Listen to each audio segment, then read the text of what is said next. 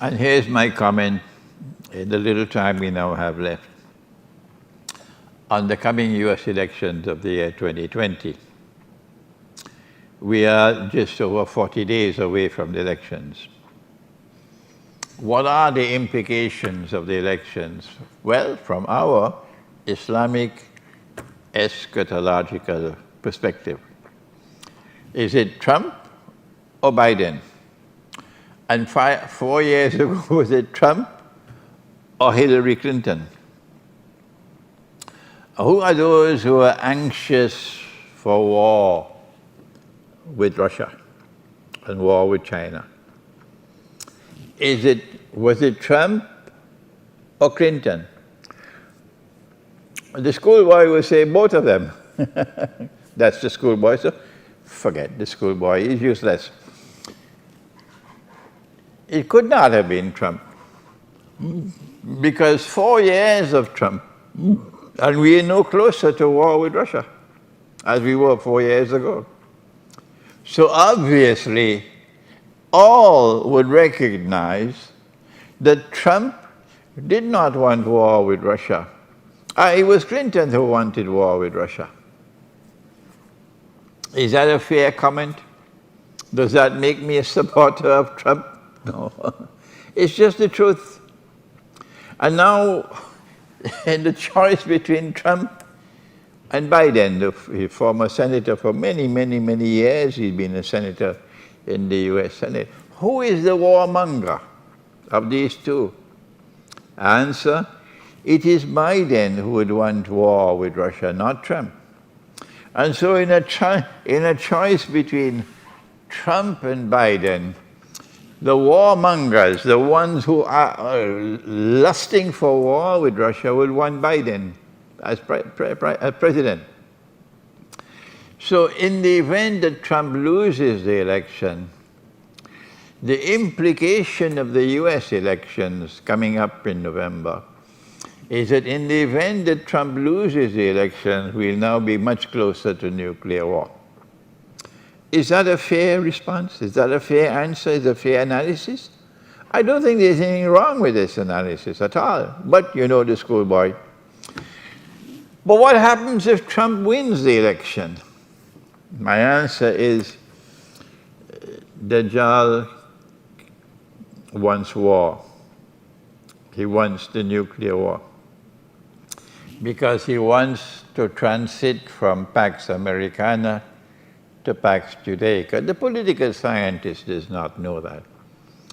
The military strategist does not know that. The historian does not know that. Only the eschatologist knows that. So if Trump wins the election, in the unlikely event that Trump wins the election, then we anticipate, this is our analysis, civil war in the United States. Either way, they must get what they want, war with Russia. If there's civil war in the United States, you wouldn't want to be living in the cities of the United States. No. If there's going to be civil war in the United States, if there's going to be popular unrest and anarchy in the United States, then my advice to you, of course I know the Maulanas and the Muftis, they're not going to listen to me. And those who are attached to their masjid and their Maulana, their Muftis and so on, and their social distances on their Facebook, they're not going to listen to me. But there are others who have sense in their head, they're not cattle. And they're listening to me, and I say to you, you have from now until November, the elections, to try to get somewhere in the remote countryside. Somewhere in the remote countryside where you can escape with your family to safety. Because in the event that Trump wins the election, there's going to be civil war in the United States. There's going to be anarchy. They would not want him to be able to rule anymore. Does the Quran provide us any guidance as the world draws nearer to nuclear war? Here is this book. The Quran, the Great War, and the West. This is my very small analysis of the nuclear war which is coming, and this is Constantinople in the Quran, which is being translated to Greek and being printed in Greece, alhamdulillah. The reason why we are turning to the Quran for an explanation of the US elections is because we know that this US election is more important than any before it, because this is the prelude to nuclear war. Why is it that Muslims in politics, you know, the Muslim politicians, we even have them here in Trinidad, why are they so scared of the Quran? Have you no shame? You call yourself a Muslim, and you're scared of the Quran? Because the Quran is it's something uncomfortable for you in your political life? The politicians don't want to study the Quran. The Muslims who are ruling over us in the world of Islam, they don't want to study the Quran. They betray the Quran in Kosovo. They betray the Quran in the Balkan Peninsula, the Muslims who rule over us. They betray the Quran in Turkey.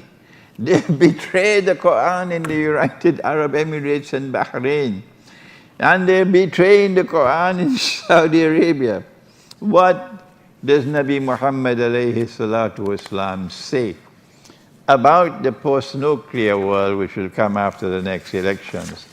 Answer: we are now in the last countdown of history.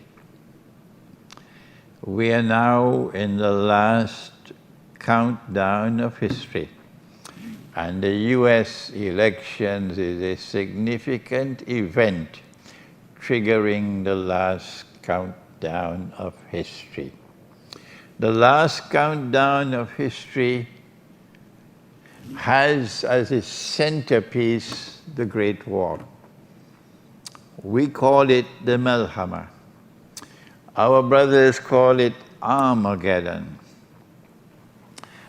The Great War is coming, and our scholars are asleep. They make no mention of it at all, not even in the khutbah, not in their public writings and their public lectures. They are silent on this subject. And this is why our Prophet said that they will be the worst people beneath the sky.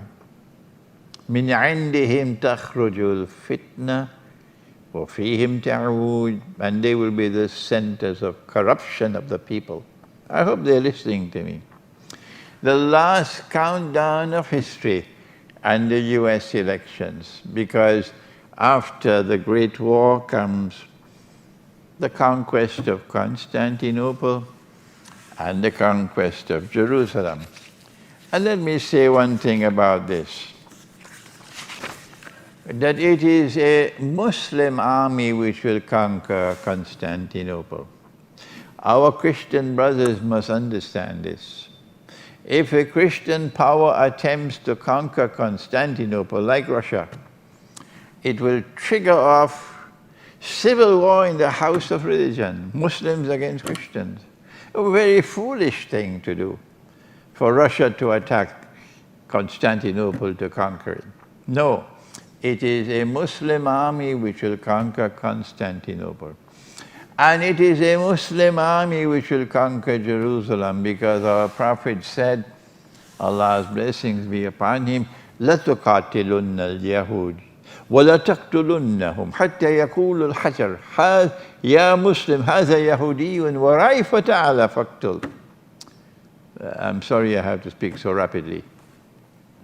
You will most certainly fight the Jews, and you will kill them, you will conquer them, you will defeat them, to such an extent that the stones and the rocks will speak and say, Muslim, there's a Jew hiding behind me. Which Jew? The Jew who is the oppressor, not the Jew who is standing upright for righteous conduct. There's a Jew hiding behind me, so come and kill him, because he ought to be killed as an oppressor. So it is a Muslim army which will conquer Jerusalem, and a Muslim army which will conquer Constantinople. And so the end of history, the last countdown of history, is a time which you see the Ummah of Muhammad rising once again in two parts of the world, in Constantinople and in Jerusalem. And that paves the way for Nabi Isa, Jesus, to return. This is